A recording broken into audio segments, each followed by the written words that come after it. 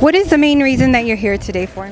I'm here today because I woke up this morning with the sounds of silence in my head. People talking without listening, people hearing people hearing but without listening, and I hear my words. I'm trying to tell you it's happened before. I was here. I was near born in 1940, for goodness sakes. People have to listen. They have to see the old people who knew what happened. And I just woke up in tears, and I said I have to be out there. So I'm here.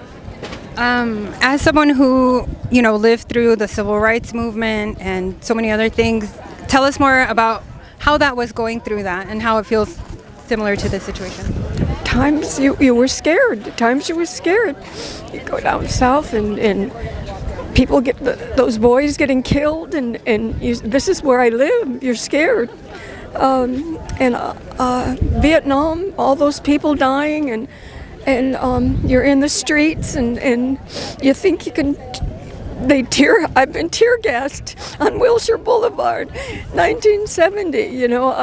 I've been there. I've seen this, and it's so frightening to me. The words of Paul Simon and Garfinkel I've been repeating them as I walk down this path. Hear my words. Let me teach you. Take my hand. Let me reach you. I walked here and I saw all these beautiful young people lined up on Abbot Kinney. They were lined up for a Prada exhibit, all in pink and with people in. I thought maybe they moved the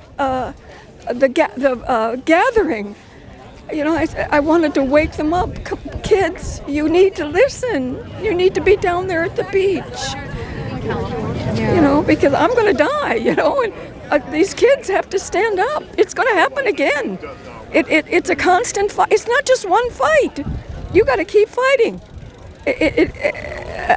God, I think it was Plato who said, the people, democracy will elect a man because he will tell you, he will give you everything you want, and then he will rule with an iron fist. That was Plato, for goodness sakes. That was thousands of years ago. Why won't we listen? Why won't we listen? You bring up such a good point. The fact that politicians can campaign and say whatever they want and then do whatever they want once they're in office, does there need to be, is it possible for legislation, to have consequences for that, for them to lie while on the campaign trail and then do a complete 360? You want to believe, but when I look at our House of Representatives and our Senate today, I lose confidence. I mean, these people are debasing themselves. If Trump is guilty of war crimes, all those people will be guilty of war crimes. They have supported him. It just makes me cry. I mean, my father died in World War II. I know. I mean, I didn't fight in World War II, but I've lived the aftermath of it. 1940. I was born, so gosh, children, listen to me.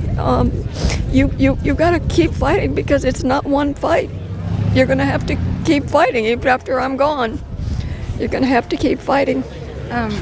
My final question is, so many politicians have cowered to Trump. Is impeachment still a possibility? Do you still believe in it?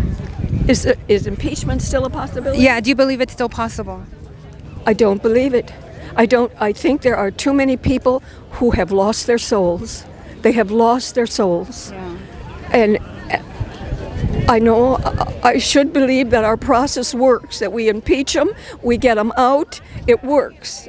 But it breaks my heart. It breaks my heart to see these people voting against it. Nope. He should never have been in office if they had impeached him. He should never have been here.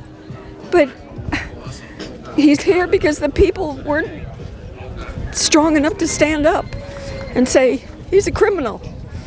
He's a felon. He shouldn't be in the White House. And look what he's doing to our beautiful White House. It's a travesty to the people. I wanted to stand up on that stage today and talk. Just to repeat Simon and Garfunkel's words. You know, hear my words, let me teach you.